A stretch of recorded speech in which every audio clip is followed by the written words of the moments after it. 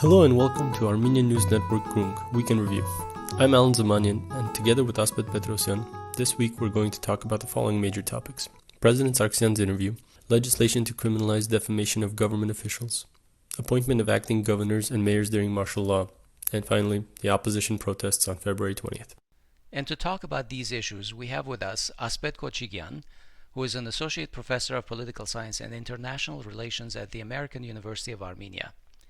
Marine Manucharyan, president of the Civic Forum NGO. Her areas of focus include Artsakh, the Armenian Armed Forces, and national security and foreign policy. And Emil Sanamyan, a senior research fellow at USC's Institute of Armenian Studies, specializing in politics in the Caucasus with a special focus on Azerbaijan. Hello and welcome, everyone. Hello. Hello, Asbet. Hi, Asbet and Alan. Earlier this week, former President Serge Sargsyan gave a lengthy interview to Arm News. It was aired in two 90-minute segments covering events from the previous 3 years. A number of major points were made, ranging from details around the events of April-May 2018, criticism of Nikol Pashinyan's handling of the Karabakh conflict negotiations and the war, as well as post-war developments in Armenia. Marine, what were some of the key points that you found noteworthy?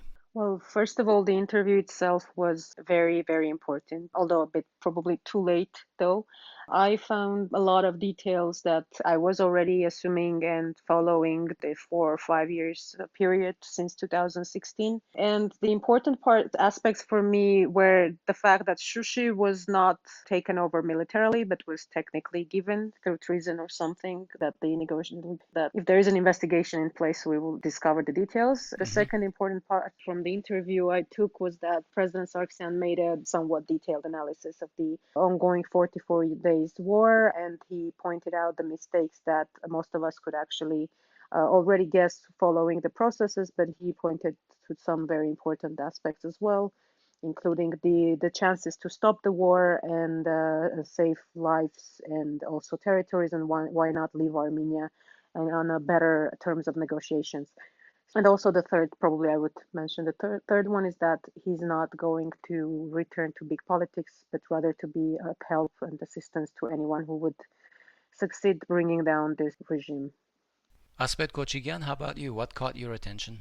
Marine mentioned already in terms of some of the issues mentioned, in terms of some of the highlights. It was also interesting to talk about the retrospectively about the transfer of power back in 2018 and some of his perspectives about the negotiations with Azerbaijan, including specifically Kazan document, as well as I said, the transfer of power. I think one of the things that resonated a lot with people were some people actually, and reactions to that interview that came up a lot is the issue of why didn't Karen Karapetyan be the prime minister instead of handing power over. Some people even were criticizing President Sargsyan that he actually basically gave power to Nikol rather than. Yeah, it's always easy in hindsight 2022 to analyze and to adjust the logic or the reasons why one would do something. But I think at the time there were clear signs of some friction or within the Republican Party. In any event, it's a discussion for another time. But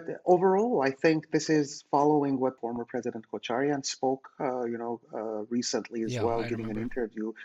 I think that these are all elements that is self-assessment, assigning blame, whatever you want to call it, but post-war realignment of not only the political forces, the juxtaposition of the opposition versus the current government, but also trying to retroactively, as I said, retrospectively, to look at how we got where we are now. So I think more and more of these would be interesting to follow and to also situate them in the larger context of how, if at all, narratives change between the time, let's say 3 years ago, 4 years ago, or 5 years ago, and now, and 4 years from now. Emil, your thoughts? Asbet and Marine already covered some of the reactions. Basically, I would divide the interview in two parts. The bigger part is sort of criticism of what he termed the capitulator, the capitulant, the current prime minister who surrendered Artsakh, and that was the larger part of the interview. And the smaller, or maybe sizable part of the interview was Serge Sargsyan justifying himself his own actions. Right. And I did think that his argument, his claim that he didn't surrender power to Pashinyan but surrendered it to Karapetyan was just, not based in actual events. Clearly, in his resignation statement, he made no mention of Karen Karapetyan, but he did mention Nikol Pashinyan. Clearly, his political party, on his instructions, voted Nikol Pashinyan into power. And, if, say, we think that, yes, Karen Karapetyan was not up for a fight himself in terms of getting elected as prime minister, it was clear that he also surrendered. It was still upon Serge Sargsyan to confirm Nikol Pashinyan's nomination. So his party's votes were crucial in confirming that nomination. Of course, not just his, also 𝐀𝐬𝐻's and Dashnak parties. All of this people brought Nikol Pashinyan to power. Of course, under public pressure. Of course, under a sense that Nikol Pashinyan was coming to represent the aspirations of the sizable portion of the Armenian people. And subsequent months, of course, confirmed some of those expectations and disproved some of the other expectations. And we've been discussing that a lot. As far as the discussion of the Karabakh peace process, yes, clearly what Armenia could have accomplished through compromised agreement under Serge Sargsyan would have been a much better deal than what ended up being, with all the deaths and destruction that were also resulting from the war. And it was actually a better deal than what Ter-Petrosyan wanted to have in 1997. But of course there was opposition to it, and it wasn't clear that Serge Sargsyan was ready to push that deal through. And his claim that the reason he was staying in power was to make peace, I don't think it's based in reality. He had those 2 years to do it. I also didn't buy that very much. Yeah, I could have done it and basically surrendered power to somebody else, like Nikol Pashinyan anyway. So most of his justifications of his own policies I did not buy. However, the insights into the war and into criticism of the current government, criticism is always easier than self-criticism, criticism of your political opponents. So that point, especially about Armenia firing Iskander missiles into Shushi, was something that was a claim that was already made, but now it's being made by an ex-president who obviously has much better access to the military. And it told me how Nikol Pashinyan can go from passive to aggressive very quickly, from sort of latent reactions to really crazy reactions very quickly. And it seemed that was what was happening around Shushi. I don't think there was a conscious decision to surrender Shushi, but it was a clear apathy and clear inaction by the government that made it possible for Shushi to be captured by a relatively small Azerbaijani force. Yeah, it was a completely mishandled situation. Yes, but then after it happened, he sort of snapped and tried to do whatever was possible to do, and sent all these young soldiers to die to try to recapture Shushi, and threw the Iskander missiles into Shushi, which might have actually destroyed one of the 2 Armenian churches there. It's not clear if that was a result of that attack or not, but they were destroyed around that same time. And the Azeri forces that came in there, I don't think they had the capacity to blow them up that quickly after the capture. So all of the combination of those decisions, from inaction to crazy actions and really detrimental actions, was the hallmark of the Armenian government's conduct of this war. Yeah. Marina, what did you make of the whole narrative around Karen Karapetyan? I think I have a bit more of a probably inner information on that matter. I think it's the fact that he did want to hand it over to Karapetyan is, for me, is non-negotiable. I do know that. But Right. another thing is that maybe they did not have a chance to be well prepared for the next scenario or next steps, due to the momentum and the wave of the public support that Nikol Pashinyan gained during that few days, let's say. I know that Karen Karapetyan did back up the very last moment. I know that even in the speech, there was written that Karen and Nikol were right and I was wrong, so Karen asked to remove his name. The entire thing, I think Sargsyan was justifying himself. He was trying to say that the narrative that the Nikol people are pushing, that not probably Nikol people, but let's say the opposition of Serge Sargsyan is pushing, that Nikol was entirely his project and he was brought up for this sort of events happening in 2020. So I think he was mostly justifying that. He was trying to say that this is not my project, even though if you look into his steps, one might think that it was created to work out this plan for the Nagorno-Karabakh conflict. I want to make some remark regarding Shushi. Again, people that were there and some information and evidence coming in shows that it's very much connected to the document of November 9, and I believe that Shushi was the deal maker. So it would be no deal unless Shushi was handed over. So for me, it's very clear that that town is not possible to militarily take over unless there's like 5 times more forces there. And if you look at it logically, only one road through the cliffs was open to Shushi. The rest was controlled by the Armenian armed forces. So you cannot actually take over the 9th floor unless you take over 5th floor, So it's like, Right. it's really, even people fighting there, they found it very awkward because they were sure that they cleaned the city, and at some point they were ordered to move from their positions. So a lot of evidence like this, and I think if there is ever an investigation in place, it will be clear. However, everyone who's been there and everyone who I've personally spoken to, even on the day 6th and 7th of November, I was in touch with these people, and including pretty high level, military.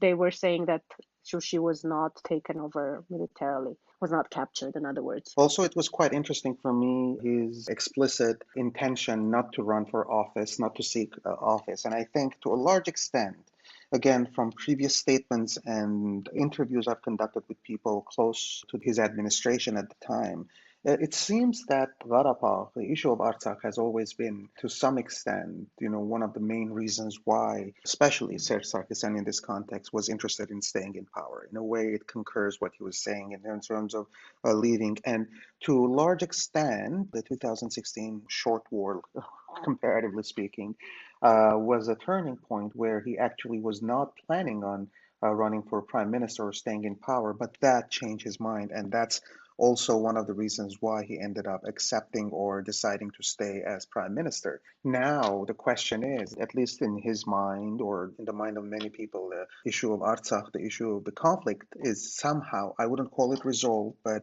settled, let's call it. He doesn't see any reason for him to stay in a decision-making process. Although, as he also mentioned, that he is going to continue being the leader of the Republican Party, which in itself is another interesting phenomenon, as there is a generational change or lack of generational change in all the political parties, classic political parties. And how would that be viewed by the party frontbenchers, the more younger leadership in the party? Something to look forward to. Asbed, there's an issue of succession which I think the leadership usually doesn't seem to be taking care of very well. Unless Karen Garabedian was meant to be the successor to Serge Sargsyan in the Republican Party, etc., even though he was not part of the RPA, and it was a completely unexpected thing that Karen Garabedian suddenly decided that he was not going to fight for the prime ministership. I think that there's an issue by all of our governments in not planning the next leadership that's going to take over. Otherwise, when your term ends, for example, in the United States, the president doesn't say, I need a 3rd term to finish something. The next president will take over and continue from there, right? Absolutely. You're absolutely right. And even though there have been some cosmetic changes in some of the leaderships of for instance, the ARF, the Dashnoks, for instance, they have a younger leader and so on. But a lot of people wouldn't buy that. One thing I have to mention that Karen Karapetyan, up until 2017 December, he was a non-party member of the RPA, Republican Party.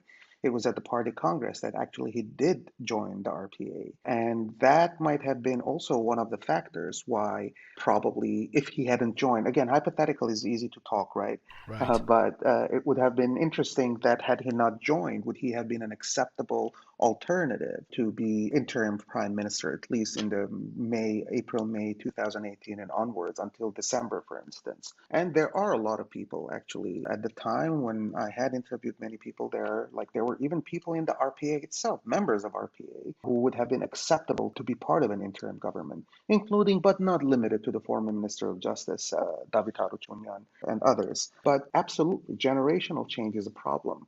You see this in the Armenian National Congress, you see this in the Republican Party, you see this in Barkavaj and so on and so forth. Even the newer parties, there is no generational change.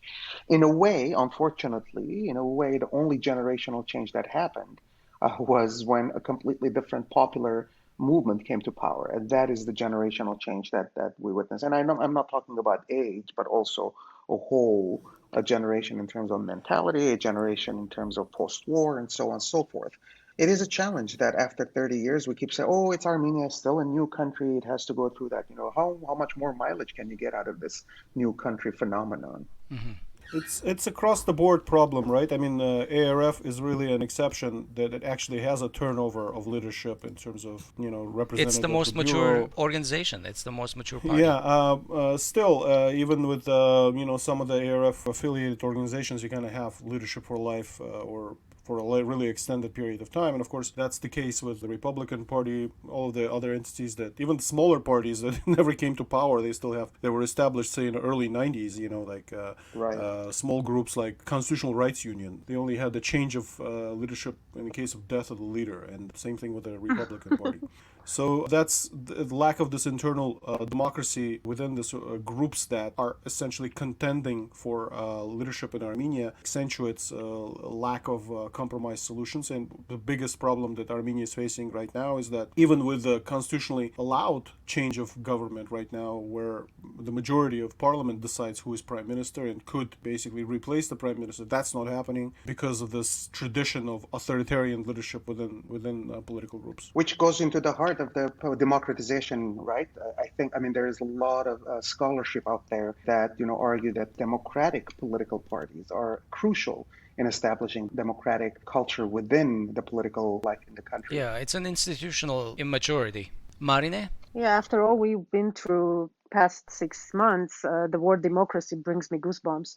Actually, I disagree a little bit regarding the generation change when it comes to the Republican Party, because I think if you, off top of your head, bring together like a team of 10 who can run the country, probably all of them or most of them would be from the Republican Party prepared young people. I mean, the same Ashotyan and Arpine. I don't want to go into, It's true, they general have the opinion of longest them, but experience. they had the longest experience and they are the vibrant, dynamic, young. So if one would want to get a successor, I think it would be easy for the Republican Party first, as Sargsyan. The problem is here the overall lies and myths and I don't know, the disgusting atmosphere of political arena in general in this country, because we are literally not seeing the actual subjects, people, or ideas, but we're seeing mostly the hatred that is in the field.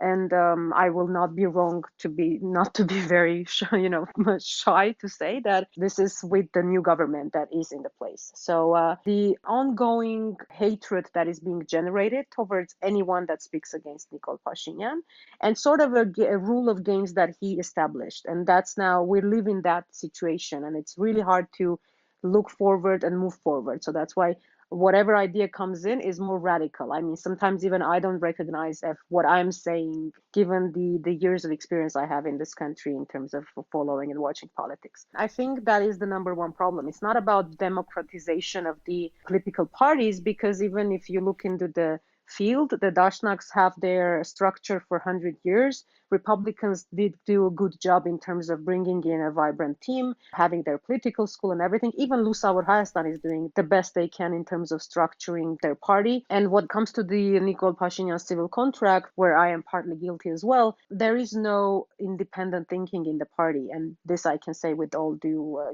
all responsibility. The same reflects in the parliament nowadays. So yeah, I think if Armenia wants to go forward and find a leader to do that, it's not going to be very hard. The difficult part is actually to work with the Armenian public and detox the Armenian public from whatever it was receiving for the past 2-3 years, because that was being very intensive poisoning of minds of people. And this is something that we are facing literally every day.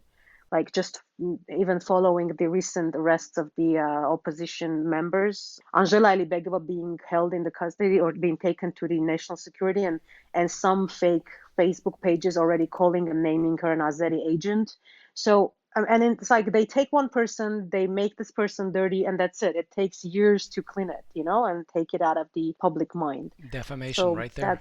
yeah, but they're using it to protect themselves from their own actions or the backlash to their actions, which is And it goes both ways. You have to say it goes both ways. I agree with you, People but I'm associated sorry with the to government. I Yeah. agree with you. It goes both ways, but the rule is set by Pashinyan himself. I'm sorry, I know him too well. His methods are literally very visible. And these are the methods that have been there since 2007, at least the time I remember, as a young person also supporting LTP movement. But like all this is really the rules that is set by them. The fake information or half-true information, or naming people, shaming them, touching their families, literally making it so disgusting that you do think that politics is the most disgusting thing in this country, whereas politics itself is not that dirty. I mean, let's agree, huh? So I don't know. Well, it could it be, does yeah, go it could- both ways, but they're responsible more for Yeah. me. One other thing I wanted to mention, if we're still on the subject of the interview, it seemed to me that one big target for this interview was Robert Kocharian, in the sense that Serge Sargsyan was trying to justify himself to Robert Kocharian. I heard this line that the writer Levon Javahian shared in an interview shortly after the change of government in 2018, that apparently Kocharian, after the change of government, told Serge Sargsyan, I built this country brick by brick and you're just breaking it apart. That was, and it seems to me that it might have been an actual line shared. I don't know if it's true or not, but Levon Javahian seems to have this sort of the sources. And one other thing to keep in mind is that Robert Kocharian is actually the only politician in Armenia's history who left office out of his own will and actually passed the power over to his successor. So there is that precedent. That was definitely a succession. But yes. It hasn't been repeated since then. Alan, did you have something? Yes, I want to go back to the Artsakh negotiations. So Serge Sargsyan did talk about all the different agreements or documents that were on the table. He specifically said that he's not a 𝐊𝐴 not an inch of land. And he also said maximalism is to our detriment. And, he talked about the 5+2 agreement. He went into some detail about that. And then there was a little bit of backlash to that. For instance, Ruben Rubinyan, he's a Maista parliamentarian. He came back and he simplified everything. And he said something like, are you accusing us of giving lands away or not giving lands away? Why are you calling us traitors, essentially? Another response was Edmond Marukyan, who said something like, why were you investing into parts of Artsakh that you were subject to negotiations that you may have given up as a result of negotiations? I was wondering if you guys could talk a little bit about this part of the conversation and some of the responses from Serge Sargsyan's opposition. Well, I would love to comment on Rubinian, that given our common past what can I say to sound nice in this case? Because my family has lived in these territories for like 22 years. And even living there, we always understood that these territories are for negotiation. And to say that, why were you investing in there, is like the most amateur thing to be said by a politician who is in any case, in any way, is trying to actually defend the interest of his own country and nation.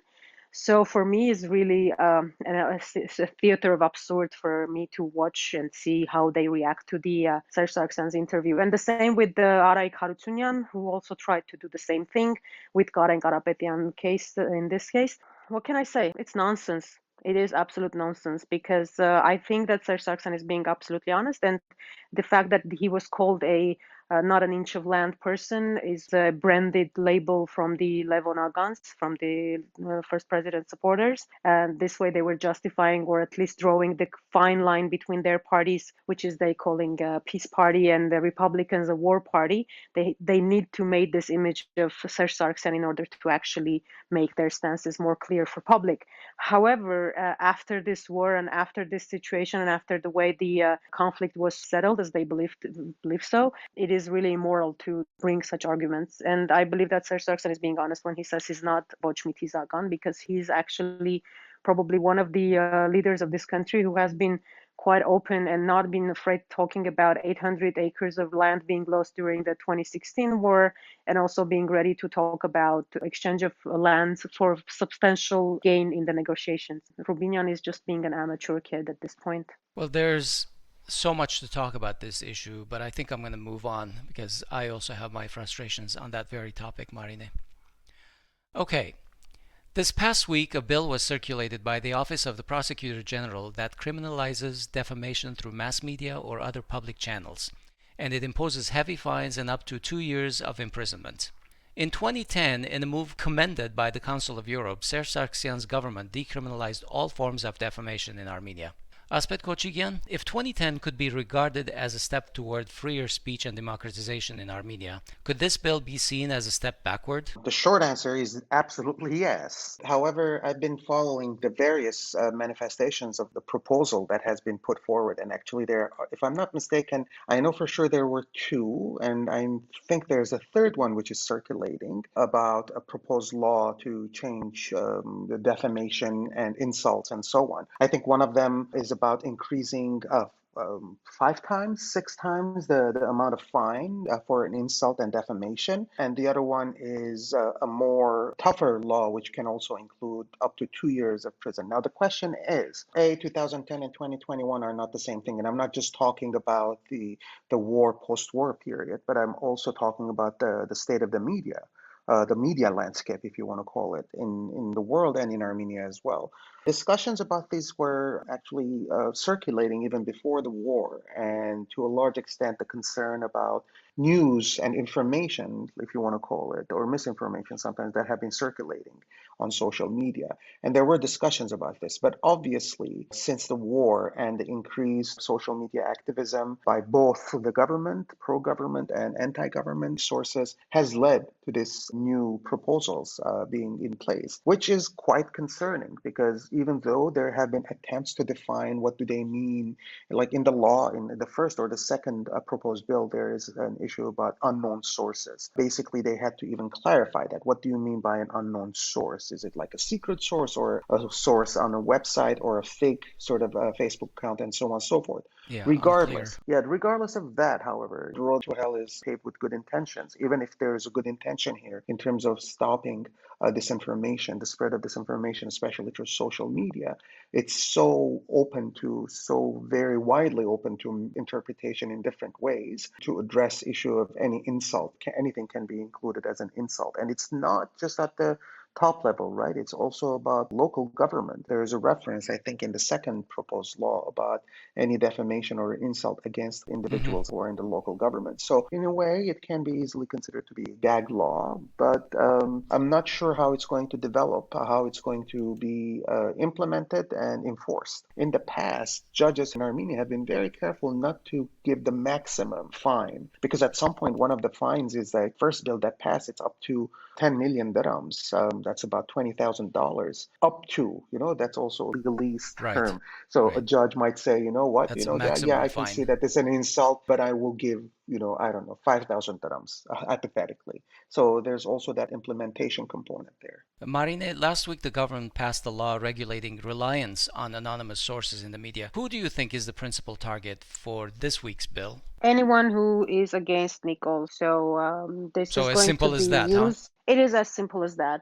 It is going to be, he knows how to fight against this type of people. So if back in the time there was any sort of measures in the place to actually, take him to the court for whatever he was writing as a journalist, probably Armenia would be in a different place today.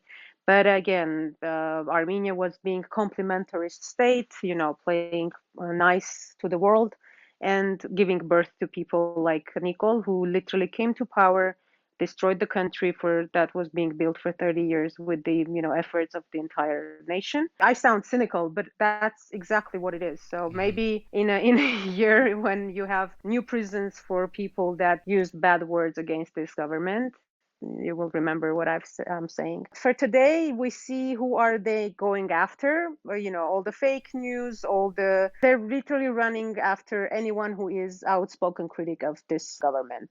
And that is how they're going to use it. And they're going to have the manpower of the oligarchs who serve them.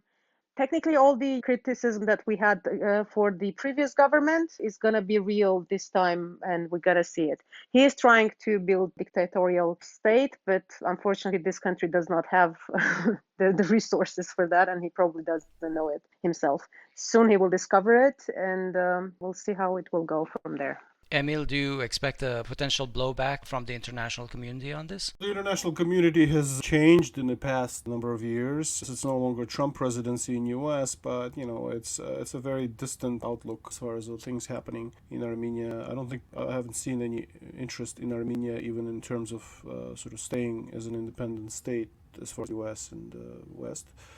So whatever happens in Armenia, turns into a Khanate or to some kind of oblast of Russia. I don't think U.S. fundamentally cares, and there might be some reports and some comments here and there, but I don't think it's going to be a significant issue. I agree with Emil. There is going to be no reaction whatsoever because the job is done. Like for them, the job is done. The civil society believes that they brought change to this country, and they continue, sitting in these fancy rooms and going into philosophy of development of societies of this and that without actually realizing what happened to us. And they're like, they're going to continue doing it because all the whistleblowers are pocket whistleblowers, and they are doing nowadays the job of the watchdogs for this government. So they're not actually doing the job that any civil society should do, but rather using the sources that they receive from West to control or to continue being opposition to the previous government. So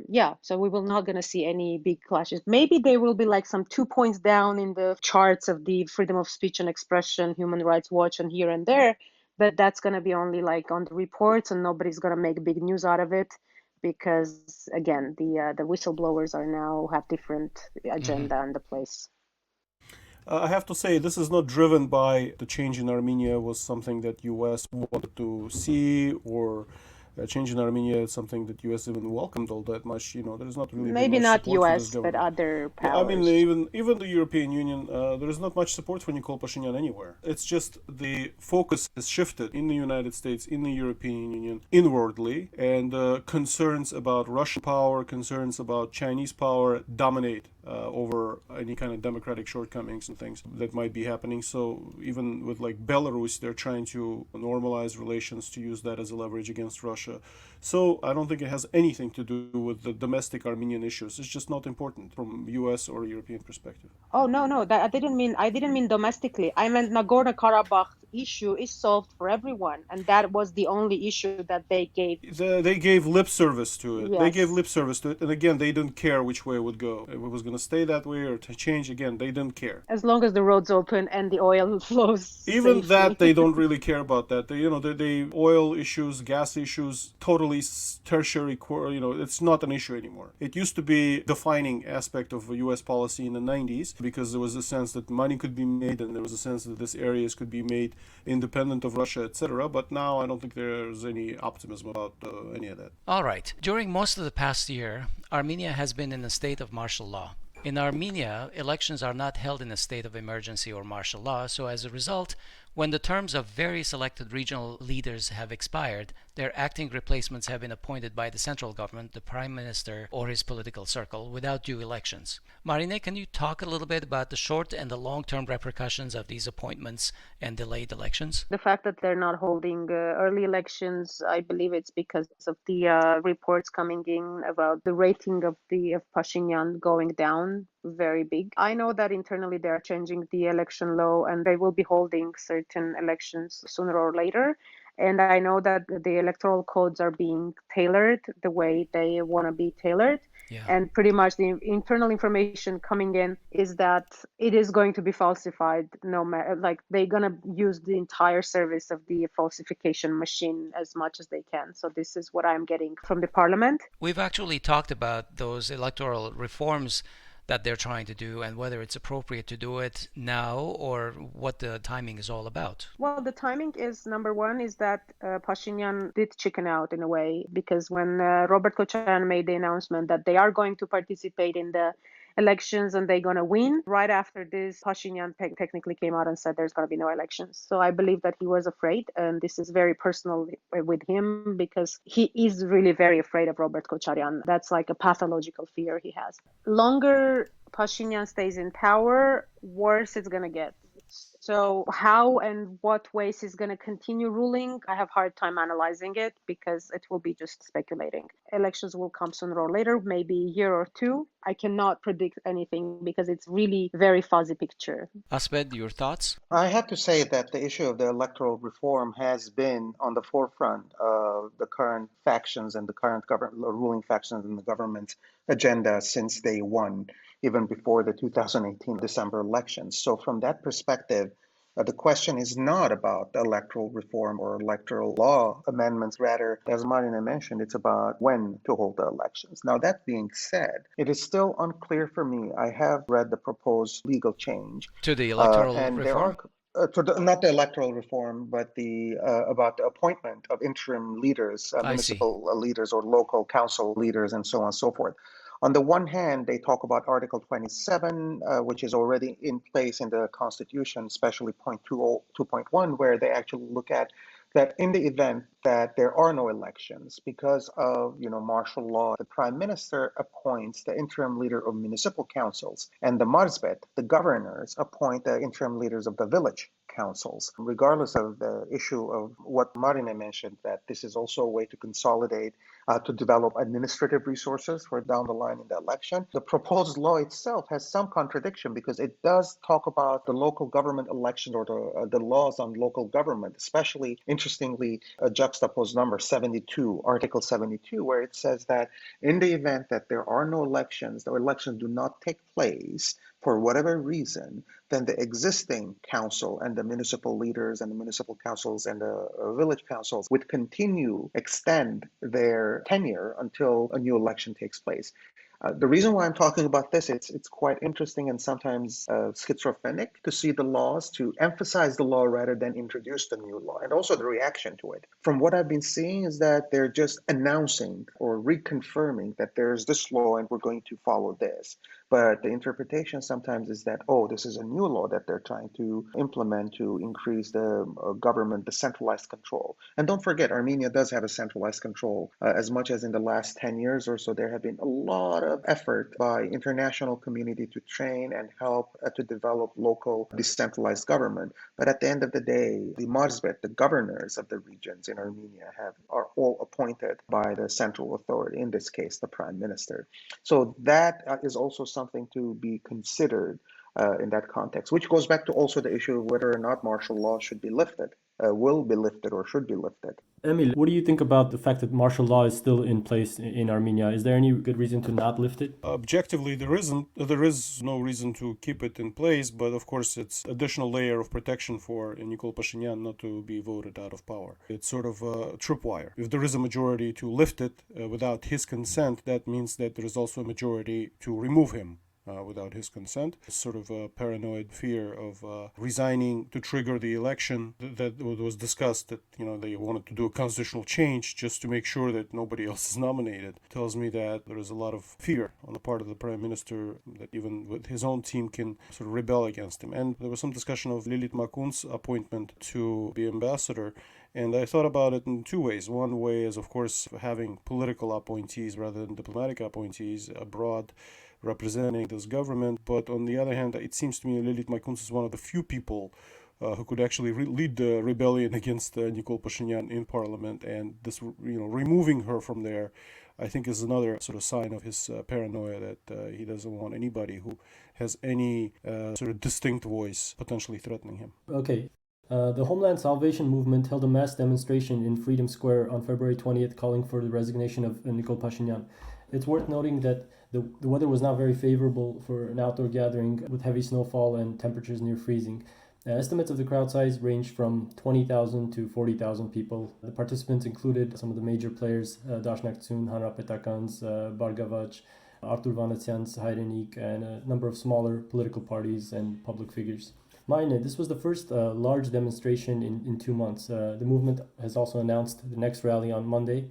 Do you think the opposition will be able to build momentum and exert sufficient pressure from the street to force Pashinyan to resign? To be honest, I'm pretty skeptical about it. I am following closely, and I am looking into also the moods that are swinging. I think they just started and they do have a chance to build a momentum. However, I don't expect to have something like it was in 2018 to remove Pashinyan from power. I am truly hoping that they will be able to remove him. And to be very, very and absolutely honest with you, I do not care whether it's going to be constitutional way or unconstitutional way, because we are in a state where this country will collapse even more so if this government continues. Because even if he would call an election and then he would be re-elected, probably even then some moods would change rather than what we have now.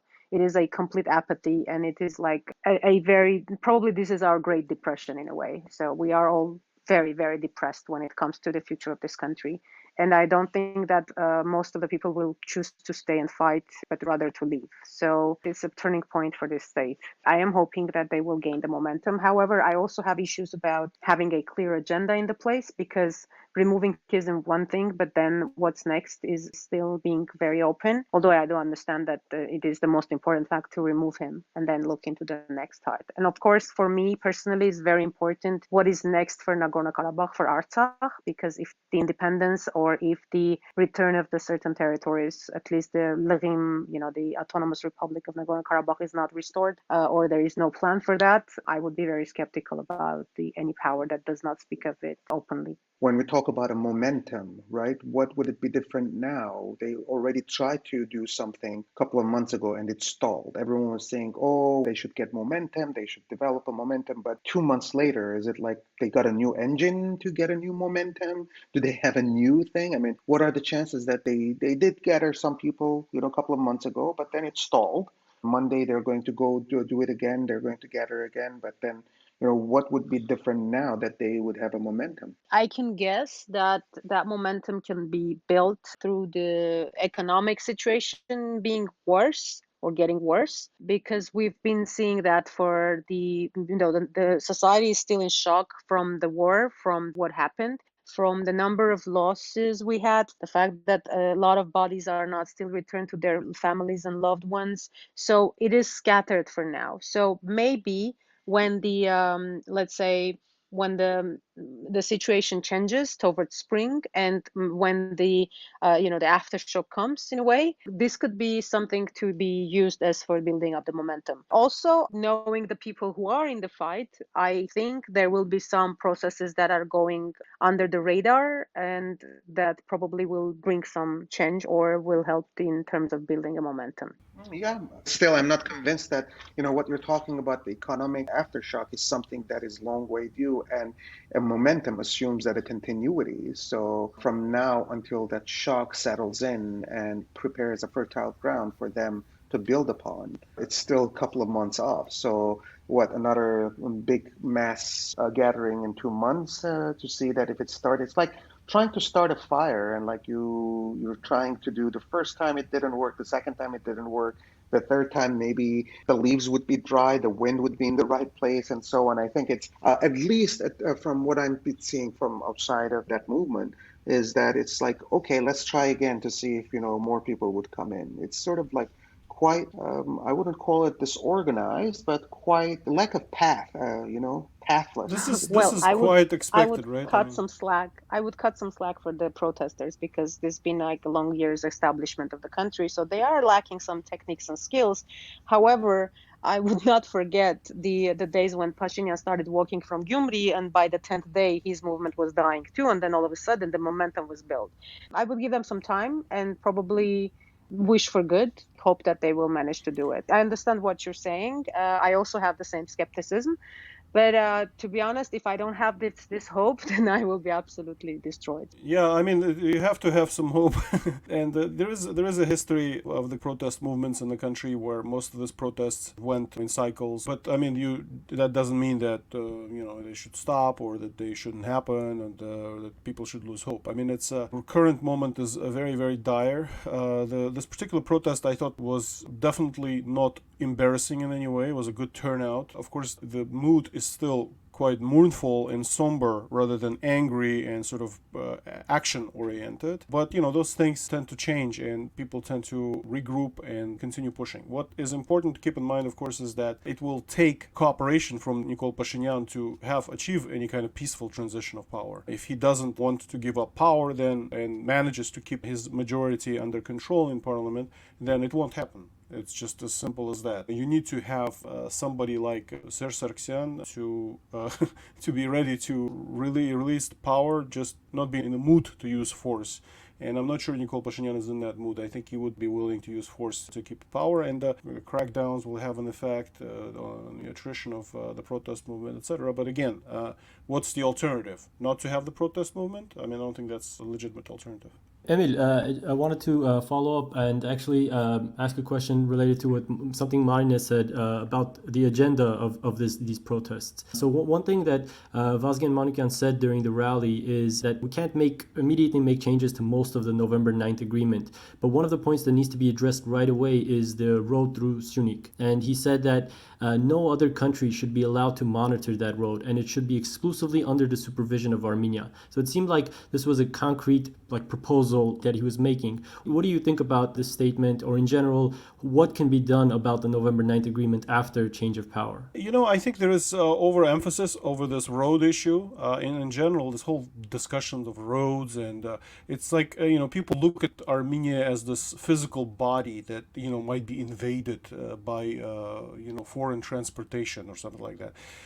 I don't see a problem with Azerbaijanis using that road at all, as long as there is some quid pro quo. The airport in Stepanakert starts to function and can connect between Stepanakert and Yerevan, make it easier for people to travel around. If they're using a road through Karabakh, the Armenians should be able to use the road through Kelbajar, through Karabajar. In terms of monitoring, again, right now, Syunik is basically defended by the Russian forces, and the Iranian border is also covered by the Russian forces. So if Russian forces also monitor traffic on the Mehri road, I don't see that as a big problem. I think it's much more of a manipulative argument that, they're giving up Armenian territory. Yeah, they gave up a lot of Armenian territory already. I don't think there is any doubt about that. But in terms of access and the use of the roads, I think there shouldn't be a big stumbling block. As long as there is quid pro quo and Armenians can use the roads that they want to use, that they need to use, and routes that they need to use. And I don't think that there's any question for the sovereignty either. I think recently Anna Nardalian made a statement that there was never a promise to give up any kind of territory, just the opening of communications over the road. That's all. Just a small comment regarding the road issues. I think the problem is not that people don't want communications to open up or trade start or be good neighbors whatsoever. But right after such a bloody war and then a lot of unfair situations, there is a feeling of army being dismantled and having actually no defense and no army. This is the main issue, I believe. And because there is the lack of communication from leadership, there is technically feeling of having no leadership. So I think this is what makes people more concerned about the overall situation in Syunik. And it is quite intimidating to actually go through from Yerevan to Kapan and have to pass through the Azeri checkpoints in a country where you would just drive freely and see no foreign forces around you, wherever you would go. So I think this is more of a issue like that, and the overall situation we ended up being in. Did you make a trip down there? Yes, my parents did. I'm still collecting my, inner forces to go to Karabakh and also go to Syunik. In a month or so, I will definitely make these 2 trips down to both places. Of course, I would love to go through Kelbajar, but I guess I have to postpone it for some time. Marina, would you be willing to talk about Govsagan a little bit, sort of the last days there? Well, on the 9th of October, I was getting information that the terrorist groups are coming with the pickups and stuff towards the Araks border checkpoints. I talked to Artun Hovanesyan, and he tells me, and I have the record on the voice, he says they will never get to Govsagan, Marjan, like never ever in their life. So that was like 9th of October. And then on the 17th, the population was out. My father was back there just to take the passports and documents. And if it wasn't me, they would also be captive as hostages or even be killed, because literally, he drove out of the city while they were shooting at them from distance. So, and it was no military forces there. There were no units in the place to actually defend. So the entire borderline was defenseless. So these people just literally took a walk from Ishkhanadzor, Kubatli area down to Govsagan. And the Armenian armed forces just positioned themselves a little bit outskirts of the Kapan. It's amazing how this situation was just a reversal of 1993, just like the mirror opposite. The same thing happened in 1993. Yeah, exactly. Yeah, but what was the reason, you think? Because the army was destroyed in Jabrail, the army units that went to Jabrail, they were... Overall, we had 14 kilometers of breakthrough. There was the breaking of the lines of the defense line out of 240 48 kilometers, if 52 maybe, I don't remember correct. First of all, Movsel Sakopyan gave explanation of that, and when I look into the information I was getting in, I could say that it is what it was, the changing of the protocols, and also people from Zangil and Govsagan fighting in that area. Their testimonies were really very scary, and also later on when the videos came in of the army units running away from that area, and because of the no command point around them, no generals, nobody taking decisions, so the army was left without command. But yeah, it was the south that broke, and Sargsyan was right when he said, why didn't he shoot with this gun there down there to the most gathered area of Azeri forces? So yeah, the Iskander thing is basically it's an accurate weapon, but to be able to bring it to where you want it to bring, you have to have eyes over that target to make sure that it's still the target, so that people hadn't evacuated from there or they're still concentrating there. So I think the entire war they had trouble getting accurate intelligence, on-time intelligence, and to be able to say just use it to shoot it at a target. They did. Yeah, for 3 years the Russian intelligence did not share anything with Armenia. Right. I mean, for 3 years, this is like being blind. What was the population in that area, side. Govsagan, in that area? How many people were there? Well, entire, let's say, I don't know the exact number, but I know that entire Kashatagh had around 10,000 people. Nobody had any illusions, like looking at how deprived the area is. All of us knew that this is negotiable, but nobody knew that it's going to be just given away with nothing in return, I mean, but that area fed 60% of Armenia with bread and a what lot area? You mean the other south? stuff. Yeah, the south of Dakhtumaz. I don't know how to. I mean, Dakhtumaz, Govsagan area. Yeah, that all till 𝐁𝐵RaIL. Like getting to the 𝐁𝐵RaIL. That's already like more of a non-harvesting situation there. But all that area in the south, it had a lot of like the best lands ever. We had about 2 acres of already ready olive trees coming up, so everything was growing there technically. All right. I guess this is a good place to break off for today.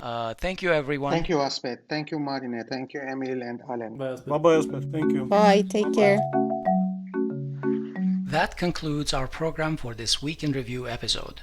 We hope it has helped your understanding of some of the issues from the previous week. We look forward to your feedback and your suggestions for issues to cover in greater depth. Contact us on our website at grung.org or on our Facebook page, ANN-Grung, or in our Facebook group, Grung-Armenian News Network. Special thanks to Laura Osborne for providing the music for our podcast. On behalf of everyone in this episode, we wish you a good week. Don't forget to subscribe to our channels, like our pages, and follow us on social media. Thanks for listening, and we'll talk to you next week.